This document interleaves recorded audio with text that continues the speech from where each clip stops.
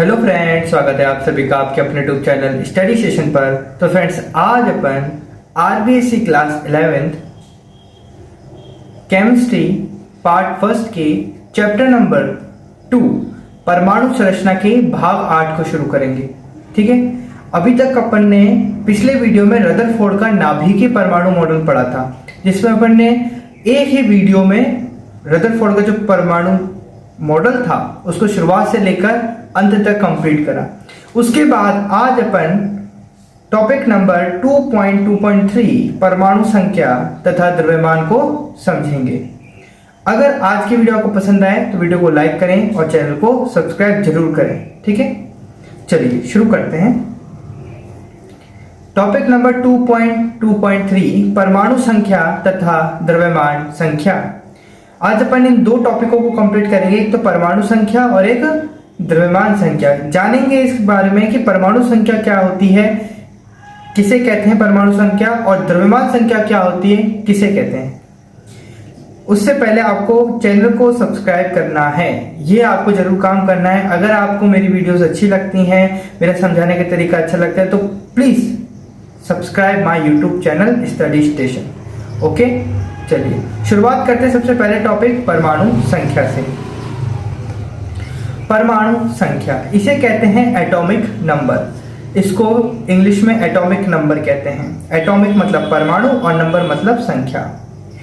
किसी तत्व के परमाणु के नाभिक में उपस्थित प्रोटॉनों की संख्या उस तत्व का परमाणु क्रमांक या परमाणु संख्या कहलाती है। किसी तत्व के परमाणु के नाभिक में उपस्थित प्रोटॉन की संख्या उस तत्व का परमाणु क्रमांक या परमाणु संख्या कहलाती है। दो नाम हैं इसके, या तो परमाणु क्रमांक कह लो या परमाणु संख्या कह लो। क्या कहा, बहुत सारे एलिमेंट्स होते हैं, किसी भी एक एलिमेंट को चुनो। लाइक ऑक्सीजन, मैंने एक एलिमेंट चुना, ऑक्सीजन एक एलिमेंट है, ऑक्सीजन को चुना। ऑक्सीजन के अंदर असंख्य परमाणु हैं। किसी एक परमाणु को लिया, उस एक परमाणु में उसके नाभिक की ओर गए। नाभिक में न्यूट्रॉन और प्रोटॉन दोनों होते हैं। प्रोटॉन पे ध्यान दिया और देखा कि ऑक्सीजन में कितने प्रोटॉन हैं, ऑक्सीजन में कितने प्रोटॉन हैं। तो जितने उसमें प्रोटॉन होंगे वही उसकी परमाणु संख्या कहलाएगी, वही उसका परमाणु क्रमांक कहलाएगा। उदाहरण के तौर पर हमारे पास जैसे Au है। Au एक एलिमेंट है, यानी Au मतलब ऑरम।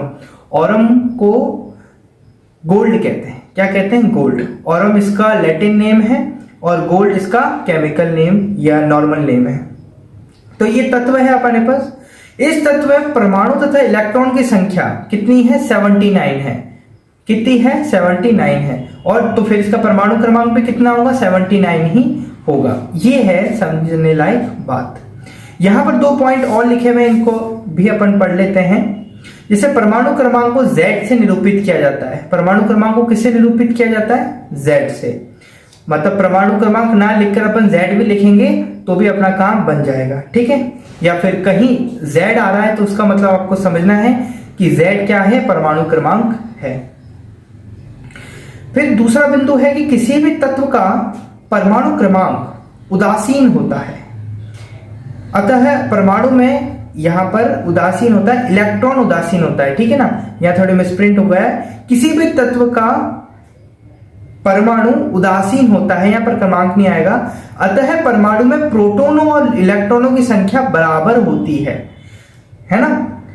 उदासीन परमाणु में अपन जानते हैं, इससे पहले भी अपन ने पढ़ा कि जो परमाणु होता है वो आवेश के आधार पर उदासीन होता है। ना तो उसमें पॉजिटिव चार्ज होता है ना ही नेगेटिव चार्ज होता है। इसलिए उदासीन परमाणु के अंदर ध्यान देना, उदासीन परमाणु में प्रोटॉन तथा इलेक्ट्रॉन की संख्या क्या होती है? बराबर होती है। तो यानी इलेक्ट्रॉन, उदासीन परमाणु में अगर इलेक्ट्रॉनों की संख्या आपको दे रखी है और पूछा गया है कि परमाणु क्रमांक बताओ, तो आप बताओगे उदासीन परमाणु में इलेक्ट्रॉनों की संख्या इतनी है तो इसका परमाणु क्रमांक भी इतना ही होगा। मान लेते हैं एक उदासीन परमाणु है ना। उदासीन परमाणु जैसे गोल्ड है, गोल्ड में इलेक्ट्रॉनों की संख्या और प्रोटॉनों की संख्या सेम होगी। प्रोटॉनों की संख्या भी 79 होगी और इलेक्ट्रॉनों की संख्या भी 79 ही होगी। है ना। और आपसे पूछा है अब इसका परमाणु क्रमांक बताओ, तो आप बोलेंगे 79 ही होगा, ठीक है। लेकिन यहां पर उदासीन परमाणु ना होकर अगर कोई आवेशित परमाणु होता, कैसा परमाणु होता, आवेशित परमाणु होता, तब केस थोड़ा डिफरेंट होता। तब केस क्या होता, तब आगे मैं आपको बताऊंगा इसके बारे में भी डिस्कशन होगा आज की वीडियो में, पूरा कंप्लीट करेंगे, बस आप मेरे साथ आगे तक बने रहें। तो यहां पर बॉक्स में बना रखा है कि परमाणु क्रमांक बराबर होता है प्रोटॉनों की संख्या और उदासीन परमाणु में इलेक्ट्रॉनों की संख्या। स्पष्ट रूप से कह रखा है उदासीन परमाणु में अगर इलेक्ट्रॉनों की संख्या पर जा रहे हो तो इससे पहले यह ध्यान रख लेना कि परमाणु कैसा है, उदासीन है या आवेशित है। उदासीन मतलब क्या होता है, ना तो उस पर पॉजिटिव चार्ज है ना नेगेटिव चार्ज है, ना उसके पास धनावेश है ना ऋणावेश है। और आवेशित का मतलब होता है उस पर कोई ना कोई आवेश उपस्थित है, तब सिनेरियो कुछ अलग होगा, तब जो दृष्टिकोण होगा देखने का वो कुछ अलग होगा। वो क्या होगा मैं अभी आगे बताने वाला हूं, लेकिन अभी ये ध्यान रखना कि उदासीन परमाणु में इलेक्ट्रॉनों की संख्या और प्रोटॉनों की संख्या तो समान ही रहेगी, क्योंकि प्रोटॉन तो नाभिक से बाहर आएंगे नहीं। आवागमन किसका होता है, इलेक्ट्रॉन्स का होता है। इसलिए ध्यान रखने बात यह है कि इलेक्ट्रॉनों पर ध्यान दें कि अगर किसी परमाणु में इलेक्ट्रॉनों की संख्या देकर यह पूछ लिया कि इसका परमाणु क्रमांक क्या है, तो यह सुनिश्चित जरूर कर लेना कि वो परमाणु उदासीन है या आवेशित है। अगर उदासीन होगा तो इलेक्ट्रॉनों की संख्या बिल्कुल सेम आ जाएगी, लेकिन अगर आवेशित होगा तो उसको थोड़ा सा आपको चेंज करना पड़ेगा, वो मैं अभी आगे बताता हूं आवेशित का, ठीक है। आगे बढ़ते हैं। आशा है अगर समझ में आ गया होगा आपको परमाणु संख्या किसे कहते हैं। तो इस हिसाब से यहां पर हमने एक पेरियोडिक टेबल भी तैयार करके रख रखी है। इसमें परमाणु क्रमांक क्या होते हैं, अगर अभी अभी तो अपन स्टार्टिंग ही है, दूसरा चैप्टर, थर्ड चैप्टर में अपन आवर्त सारणी के विषय में बहुत गहन अध्ययन करने वाले हैं। समझेगी कि आवर्त सारणी कैसे तैयार हुई, है ना। ये जो आपके सामने दिख रही है इसे कहते हैं आवर्त सारणी, और इसे इंग्लिश में कहते हैं periodic table of the element. इसके अंदर हर एक एलिमेंट को उसके परमाणु क्रमांक के आधार पर, किसके आधार पर, परमाणु क्रमांक के आधार पर क्या कर रखा है, व्यवस्थित करके रख रखा है। जैसे सबसे पहले आता है हाइड्रोजन, फिर आता है हीलियम, फिर आता है लिथियम, बेरिलियम, बोरोन। तो यहां पर आपको 1, 3, 4, 2 इस तरीके से ये अंक दिख रहे होंगे, हैं? अरे दिख रहे हैं क्या, ये देखिए, जैसे यहां पर ये जो 1 दिख रहा है, ये 3 दिख रहा है, ये 4 दिख रहा है, ये क्या है, ये क्या है, ये है परमाणु क्रमांक। ये क्या है, परमाणु क्रमांक है। क्या बात समझ में आई आपको? तो मैंने आपको बस ये समझाने के लिए बताया है कि परमाणु क्रमांक पेरियोडिक टेबल में कैसे लिखते हैं, वो मैंने आपको बताया था कि ऊपर की तरफ जो होते हैं ये परमाणु क्रमांक है। ये आपको समझ में आया है, तो अब थोड़ा सा आगे बढ़ते हैं। परमाणु संख्या में इतना ही है, परमाणु संख्या कह लो या परमाणु क्रमांक कह लो, दोनों एक ही बात है, ठीक है। तो परमाणु क्रमांक क्या होता है, अगर इसको समअप करें तो किसी भी तत्व के नाभिक में उपस्थित प्रोटॉनों की कुल संख्या ही उस तत्व का परमाणु क्रमांक कहलाता है, उस तत्व का परमाणु संख्या कहलाता है। बात समझ में आई? चलिए अब आगे बढ़ते हैं। अब थोड़ा आगे बढ़ते हैं और समझते हैं द्रव्यमान संख्या या फिर परमाणु भार को, जिसे अपन मास नंबर और एटॉमिक मास भी कहते हैं। क्या होता है ये? किसी परमाणु में नाभिक में उपस्थित कुल प्रोटॉनों तथा न्यूट्रॉनों की संख्याओं का योग को उस परमाणु की द्रव्यमान संख्या माने मास नंबर कहते हैं। क्या कहा हमने कहा किसी तत्व के नाभिक में उपस्थित प्रोटॉनों तथा न्यूट्रॉनों की कुल संख्या को उस तत्व का परमाणु द्रव्यमान कहते हैं। इस बात को मैंने पिछले वाले लेक्चर में भी डिस्कस किया था। रदरफोर्ड के मॉडल का एक गुणधर्म है ये, रदरफोर्ड के मॉडल का एक गुणधर्म है कि क्या, कि परमाणु का समस्त भार उसके केंद्र अर्थात नाभिक में उपस्थित होता है और नाभिक सघन भारी होती है। ये अपन ने लेक्चर नंबर प्रीवियस लेक्चर में इसको डिस्कस करा था, याद होगा तो उसके अंदर रदरफोर्ड ने बताया था कि परमाणु का जो समस्त भार है, भार यानी वेट है, मास है, द्रव्यमान है, वो कहां उपस्थित होता है? परमाणु के नाभिक में। और परमाणु के नाभिक में कौन होते हैं? परमाणु के नाभिक में प्रोटॉन और न्यूट्रॉन होते हैं। मतलब जितने प्रोटॉन और जितने न्यूट्रॉन होंगे उनकी कुल संख्या ही उस पूरे परमाणु का क्या होगा? द्रव्यमान होगा। क्या होगा? उस पूरे परमाणु का क्या होगा? द्रव्यमान होगा। और उसी को अपन परमाणु भार कहते हैं या द्रव्यमान संख्या कहते हैं। ठीक है।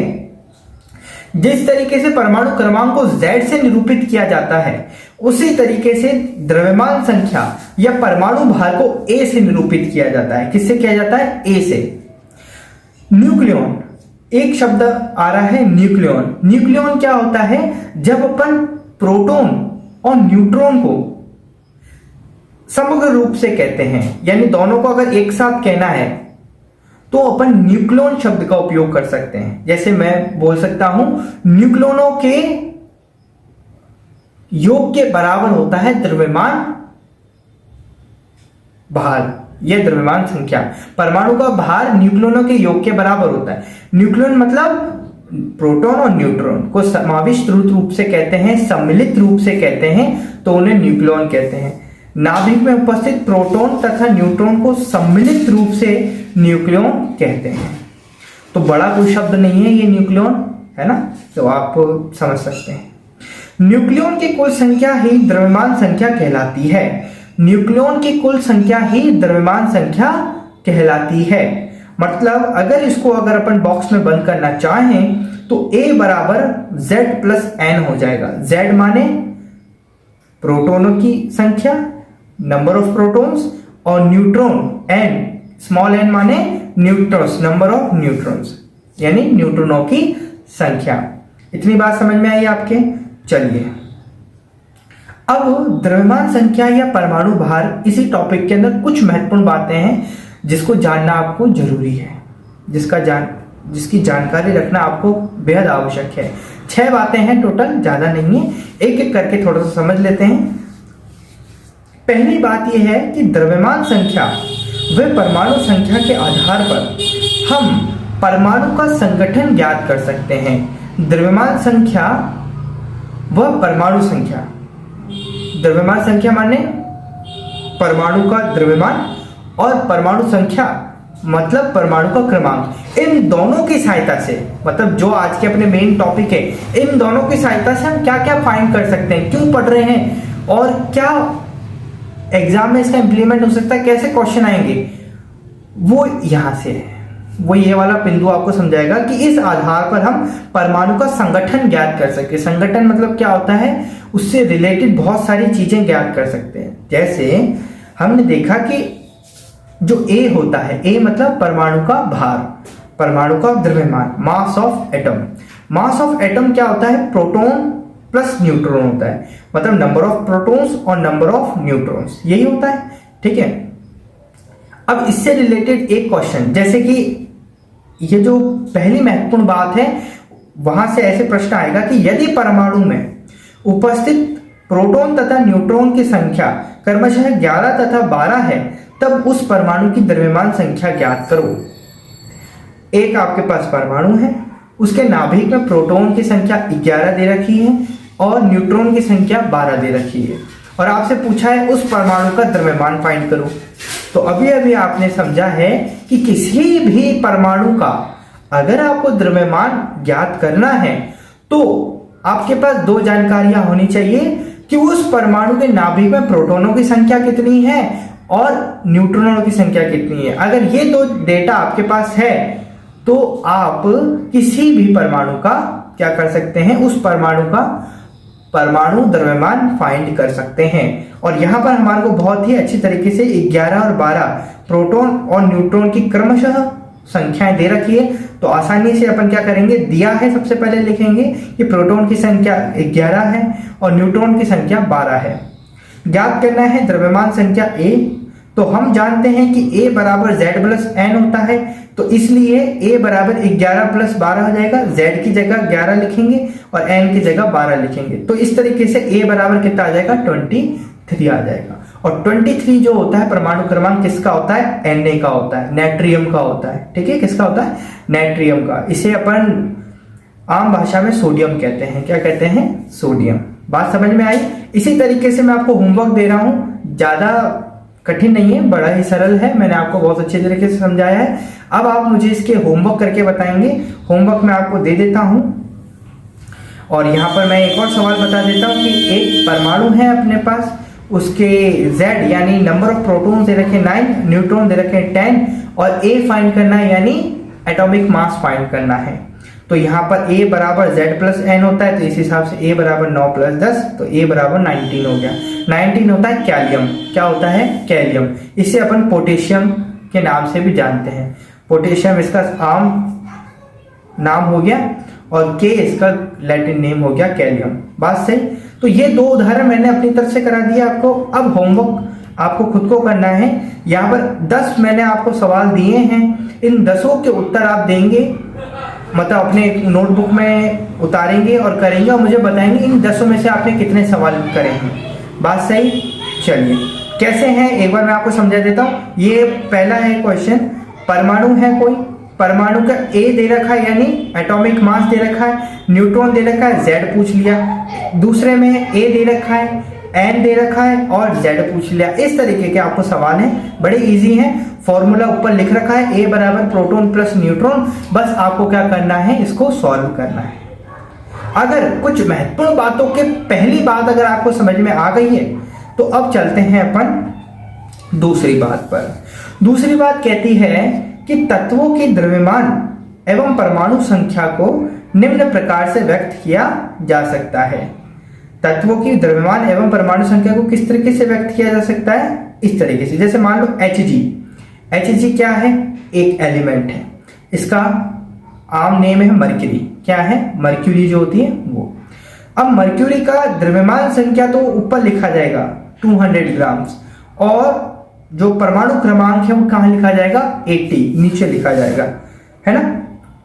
कभी कभार ये इनका क्रमांक बदल भी सकता है, तो आप थोड़ा सा ध्यान रखिए। मेरे हिसाब से द्रव्यमान संख्या ऊपर की तरफ होगी और जो परमाणु क्रमांक है वो नीचे की तरफ होगा। यानी Hg जो है वो 80 क्रमांक पर आता है और इसका जो परमाणु द्रव्यमान है यानी द्रव्यमान संख्या वो कितनी होती है, 200 ग्राम्स होती है। कितनी होती है, 200 ग्राम्स होती है। कभी कभार परमाणु द्रव्यमान को यानी द्रव्यमान संख्या को किसी भी एटम के मास को उसके परमाणु क्रमांक का डबल करने पर भी फाइंड हो जाता है कभी कभार। और ऐसा सिर्फ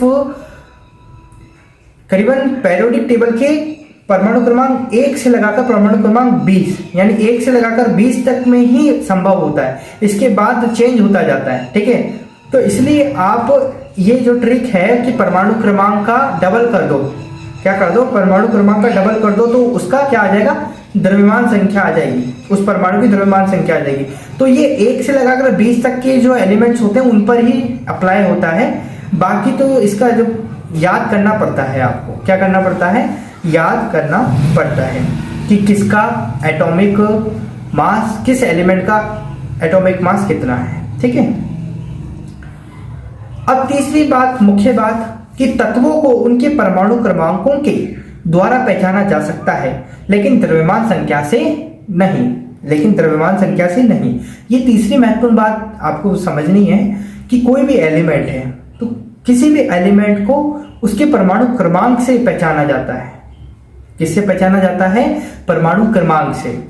आप उस एलिमेंट को उसके परमाणु द्रव्यमान संख्या से पहचान नहीं सकते, यानी उस एलिमेंट का कितना मास है, द्रव्यमान है, इससे आप उसकी पहचान नहीं करोगे।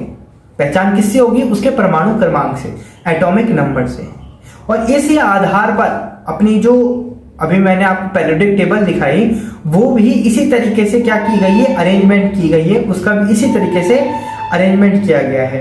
देखिए, आधुनिक आवर्त नियम जो है यानी कि मॉडर्न पेरियोडिक रूल जिसके आधार पर आज की जो पीरियोडिक टेबल है, आज जो अपन अपने यूज करते हैं वो बनी है। वो क्या है उसको एक बार ध्यान रखें। वैसे इसका विस्तृत जानकारी तीसरे चैप्टर में लेंगे अपन, लेकिन थोड़ा सा एक बार आपको बता देता हूं कि वो आधुनिक आवर्त नियम क्या है। वो कहता है कि तत्वों के भौतिक तथा रासायनिक गुणधर्म, तत्वों के भौतिक तथा रासायनिक गुणधर्म मतलब प्रॉपर्टीज, उनके परमाणु क्रमांक के आवर्ती फलन होते हैं। उनके परमाणु क्रमांक के आवर्ती फलन होते हैं, यानी उनके परमाणु क्रमांक जो है उसके हिसाब से बदलते हैं, उनमें चेंज आता है। कैसे चेंज आता है वो चैप्टर नंबर 3 में पढ़ेंगे। और यहाँ पर कुछ भौतिक गुणधर्म और रासायनिक गुणधर्म दे रखे हैं किसी एलिमेंट के। कोई एलिमेंट है आपके पास लाइक गोल्ड, सिल्वर, ये एलिमेंट्स होते हैं। ऑक्सीजन, जिनॉन, रेडॉन, ये जितने भी हैं पीरियोडिक टेबल, ये पीरियोडिक टेबल देख रखिए। पूरे 118 तत्व हैं इसके अंदर, आराम से नाम याद करें। मैं आपको ट्रिक भी बताऊंगा इसको कैसे पूरी पीरियोडिक टेबल को, होल पीरियोडिक टेबल को कैसे याद करें। बड़ा ही सरल है, मजेदार तरीका है। तो कोई भी एलिमेंट है उसके भौतिक गुणधर्म किन्हें कहते हैं और रासायनिक गुणधर्म किन्हें कहते हैं, वो एक बार नजर डाल लीजिए। भौतिक गुणधर्म में आते हैं परमाणु त्रिज्या, किसी भी एलिमेंट के परमाणु की त्रिज्या, सहसंयोजक त्रिज्या, वान डेर वाल्स त्रिज्या, धात्विक त्रिज्या, ये सारी की सारी क्या है, भौतिक गुणधर्म है। रासायनिक गुणधर्म क्या है, प्रतिक्रियाशीलता, रिएक्टिविटी, ज्वलनशीलता, विषाक्तता और अम्लता। विषाक्तता, वैसे आप प्रतिक्रियाशीलता, ज्वलनशीलता, अम्लता के बारे में जानते हैं। विषाक्तता भी सेम ही है। अगर इसको मैं किस में बोलूं, इंग्लिश में बोलूं तो इसको कहते हैं पॉइजनिंग, है ना। पॉइजन हो जाता है। जैसे किसी एलिमेंट की, कोई एलिमेंट है, कोई केमिकल प्रोडक्ट है, उसकी वो कितना पॉइजन करता है किसी जीव को, यही उसी विषाक्तता है। मतलब मान लो एक आपको चींटी ने काटा, ठीक है, तो विषाक्तता का लेवल बहुत कम होगा, पॉइजनिंग लेवल कम होगा। लेकिन एक तरफ आपको किसी सांप ने काटा तो पॉइजनिंग लेवल ज्यादा होगा, मतलब इस कदर तक ज्यादा होगा कि आपकी मौत भी हो सकती है। तो ये है पॉइजनिंग, विषाक्तता इसे ही कहते हैं कि किसी केमिकल प्रोडक्ट जब वो या केमिकल आपको क्या करता है, घात करता है या आपके अंदर इंजेक्ट किया जाता है तो किस तरीके से आपको पॉइजन करता है, बस वही है ये चीज। भौतिक गुणधर्म और रासायनिक गुणधर्म आपको अगर समझ में आए हैं तो चौथी बात पर आगे बढ़ते हैं कि किन्हीं भी दो तत्वों की परमाणु संख्या कभी भी समान नहीं हो सकती। कोई दो एलिमेंट ले लीजिए, लाइक हाइड्रोजन ले लीजिए और ऑक्सीजन ले लीजिए। इन दोनों की जो परमाणु क्रमांक है, परमाणु संख्या है, दोनों बराबर नहीं हो सकती कभी भी। जैसे यहां पर दे रखा है, जैसे हाइड्रोजन ये रहा और ऑक्सीजन ये रहा। हाइड्रोजन की अगर बात करें तो इसमें 1 है परमाणु क्रमांक, और ऑक्सीजन की बात करें तो इसमें परमाणु क्रमांक कितना है, 8 है। तो आप समझ गए होंगे कि दोनों के दोनों क्या है, दोनों के दोनों क्या है, भिन्न है। परमाणु द्रव्यमान जो है, परमाणु द्रव्यमान संख्या जो है वो समान हो सकती है, वैसे बाय द वे इसमें बोला नहीं गया लेकिन हो सकती है, लेकिन परमाणु क्रमांक कभी भी सेम नहीं होगा। समझ में आ गया। चलिए चौथी बात समझ में आ गई, तो पांचवी बात पर आगे बढ़ते हैं।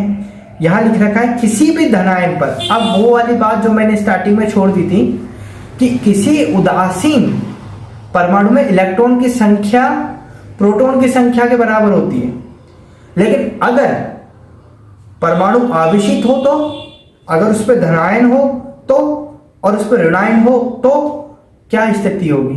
तो बस लास्ट के जो 2 पॉइंट है वो यही डिस्कस करेंगे कि धनायन, सबसे पहले धनायन के बारे में विषय बात करेंगे। अगर परमाणु पर आवेश कौन सा धनायन है तब इलेक्ट्रॉनों की संख्या क्या होगी, और अगर परमाणु पर आवेश ऋणायन है तो इलेक्ट्रॉनों की संख्या क्या होगी, इस पर चर्चा करते हैं। पांचवा बिंदु है किसी भी धनायन पर उपस्थित आवेश यह प्रदर्शित करता है कि उसमें उपस्थित इलेक्ट्रॉनों की संख्या प्रोटॉनों से उतनी ही कम है जितना कि धनायन पर आवेश। मान लो कोई परमाणु है Fe, कोई परमाणु है लोहा, Fe यानी फेरम,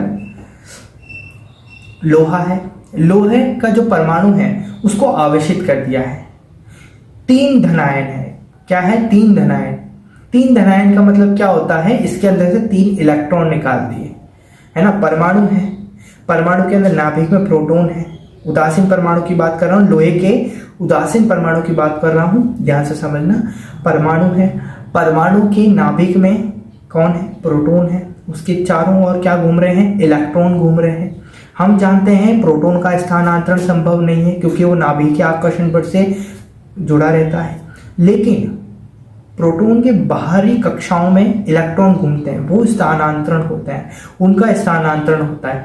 तो जब कोई इलेक्ट्रॉन किसी परमाणु में से निकलता है, तो क्योंकि अभी तक तो परमाणु में क्या था, अभी तक तो क्या था, परमाणु में प्रोटॉन और इलेक्ट्रॉन दोनों की संख्या कैसी थी, बराबर थी। प्रोटॉन और इलेक्ट्रॉन दोनों की संख्या कैसी थी, बराबर थी। लेकिन जब ये जो इलेक्ट्रॉन है क्या करता है, स्थानांतरित करता है, यानी बाहर निकल जाता है।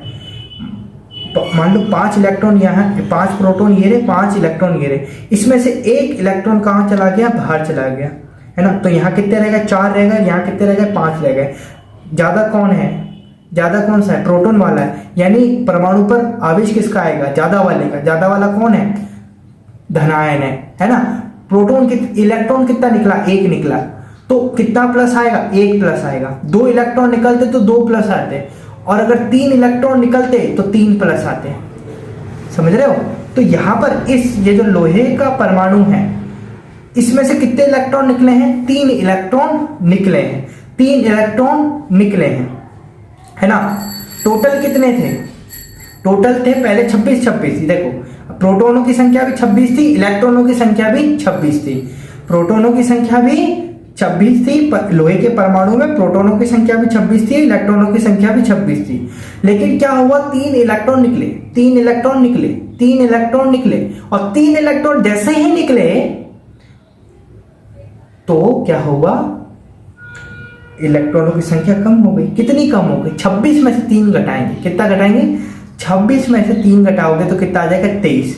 तो इलेक्ट्रॉनों की संख्या उस परमाणु में कितनी रह गई, 23 रह गई। इसी तरीके से आपको पता होना चाहिए, ठीक है। तो यह आपको कॉन्सेप्ट समझ में आया कि कोई भी परमाणु दे रखा है, धनावेशित परमाणु है, तो धनावेशित है, इसका मतलब उसमें से इलेक्ट्रॉन निकला है, इलेक्ट्रॉन निकला है, इसका मतलब प्रोटॉनों की संख्या में से जितने भी इलेक्ट्रॉन निकले, यानी उस परमाणु पर जितना भी धनावेश है, उस धनावेश को प्रोटॉन में से आपको क्या करना है, माइनस करना है। तो इलेक्ट्रॉनों की संख्या आपको समझ में आ जाएगी। 2 आपको मैंने तरीके बता दिए, या तो विजुलाइज करो, विजुलाइज करके पता लगाओ। कैसे विजुलाइज करके पता लगाओ कि एक परमाणु है मेरे पास, परमाणु में प्रोटॉन और इलेक्ट्रॉन दोनों की संख्या समान रहती है। मुझे दे रखा है कि प्रोटॉनों की संख्या कितनी दे रखी है, 26 दे रखी है। कितनी दे रखी है, 26 दे रखी है, तो इलेक्ट्रॉनों की संख्या भी 26 ही होगी, है ना। और लोहे पर आवेश दे रखा है धन, इसका मतलब निकले हैं इलेक्ट्रॉन। धन का मतलब क्या होता है, इलेक्ट्रॉन निकले हैं, इलेक्ट्रॉन निकले हैं, कितने निकले हैं, 3 निकले हैं, ठीक है। 3 इलेक्ट्रॉन निकल गए, यानी 26 में से कितने इलेक्ट्रॉन निकल गए, 3 निकल गए, तो पीछे कितने बचे, 23 बचे। तो इस तरीके से निकाल लो। दूसरा है कि इलेक्ट्रॉन की संख्या बराबर प्रोटॉन की संख्या माइनस आवेश, धन आवेश, है ना। इलेक्ट्रॉन की संख्या बराबर प्रोटॉन की संख्या माइनस धन आवेश, जितना भी धन आवेश है उतना आप माइनस कर सकते हैं। 2 चीजें, सॉरी 1 चीज हो गई। अब आप ऋण आवेश का देख लो, बिल्कुल उल्टा है, बिल्कुल उल्टा है। क्या है भाई, अब इससे रिलेटेड क्वेश्चन भी करने हैं आपको, है ना, ऐसे छोड़ेंगे नहीं। तो ये 6 क्वेश्चन है आपके सामने, rubidium, cadmium, barium, aluminium, bismuth, barium, ये आपको अलग अलग एलिमेंट्स के अलग अलग परमाणु, आवेशित परमाणु दे रखे हैं मैंने। इसमें आपको इलेक्ट्रॉनों की संख्या बतानी है और आपको बताना है कि सर मैंने होमवर्क किया है कि नहीं किया है, कहां पर, कमेंट बॉक्स में। अब बात कर लेते हैं अपन अपने 6th बात की, 6ठी बात की, वो है कि किसी भी परिणाम पर उपस्थित आवेश यह प्रदर्शित करता है कि उसमें उपस्थित इलेक्ट्रॉनों की संख्या प्रोटॉन से उतनी ही अधिक है जितनी की ऋण पर आवेश। यानी अगर आपको कोई परमाणु दे रखा है और वो ऋण आवेशित है, यानी उस पर ऋण आवेश है, तो वो ऋण आवेश क्या प्रदर्शित करता है, वो ऋण आवेश ये प्रदर्शित करता है कि वो जो परमाणु है उसमें इतने इलेक्ट्रॉन जुड़ गए, जितना भी आवेश दे रखा है। जैसे उदाहरण के तौर पर नाइट्रोजन का ऋण आवेशित परमाणु मेरे पास उपस्थित है, तो ये यहाँ पर जो 3 माइनस, ये क्या प्रदर्शित कर रहा है? 3 माइनस यहाँ प्रदर्शित कर रहा है 3 इलेक्ट्रॉन का जुड़ना, 3 इलेक्ट्रॉन्स का जुड़ना। नाइट्रोजन में प्रोटॉनों की संख्या 7 होती है। कितनी होती है? 7 होती है। तो इलेक्ट्रॉनों की संख्या भी 7 ही होगी, तो इलेक्ट्रॉनों की संख्या भी 7 होगी। हमने बोला इलेक्ट्रॉन स्थानांतरित होते हैं, इलेक्ट्रॉन बाहर निकलते हैं, इलेक्ट्रॉन आते हैं।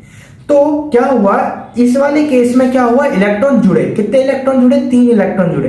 तो जुड़ने के कारण क्या हुआ? इलेक्ट्रॉनों की संख्या बढ़ गई। अभी 7 थे, अब कितनी हो गई? 3 इलेक्ट्रॉन जुड़ गए थे, यानी 10 हो गई। मतलब ज्यादा कौन हो गया? इलेक्ट्रॉन हो गया। तो आवेश किसका आएगा? ज्यादा वाले का। ज्यादा कौन है? ऋण है। तो इसलिए उस पर क्या लगा दिया? 3 ऋण लगा दिया, यानी 3 नेगेटिव लगा दिया। 3 नेगेटिव का मतलब होता है 3 इलेक्ट्रॉन जुड़े। ठीक है, तो जुड़े तो 7 पहले थे, 3 जुड़े तो कितने हो गए? 10 इलेक्ट्रॉन हो गए। तो इस हिसाब से आप यहाँ पर फाइंड कर सकते हैं ये। नहीं तो फॉर्मूला आपके पास तैयार है। फॉर्मूला क्या है? इलेक्ट्रॉन की संख्या बराबर प्रोटॉन की संख्या प्लस आवेश, ऋण आवेश, जो भी ऋण आवेश है वो बस प्लस आएगा। ऋण आवेश में ऋणायन के अंदर क्या आएगा? प्लस आएगा, और धनायन में माइनस आएगा, और बाकी जो आवेश थे वो एज इट इज ही रहेगा। बात सही? तो अपन ने यहाँ पर बड़े ही अच्छे तरीके से परमाणु संख्या तथा द्रव्यमान संख्या, इन दोनों टॉपिकों को कंप्लीट करा। और इसका होमवर्क आप यहाँ पर लिख लीजिए। ये जो 6th पॉइंट है उसका होमवर्क ये रहा। करीबन 6 सवाल हैं आपके पास, इनको भी आपको करना है, तब आपकी अच्छी प्रैक्टिस हो जाएगी। तो आज के लिए इतना ही। अगर आपको वीडियो अच्छा लगा हो तो वीडियो को लाइक करें, चैनल को सब्सक्राइब करें, प्लीज सब्सक्राइब करें चैनल को। ये जो लाल बटन है ना, ये बहुत बेनिफिट करता है हमारे लिए, आपके लिए बहुत बेनिफिट करेगा। अगर आप हमारे को सपोर्ट करना चाहते हैं तो प्लीज सब्सक्राइब करा करें। धन्यवाद आज की इस वीडियो के लिए। God bless you.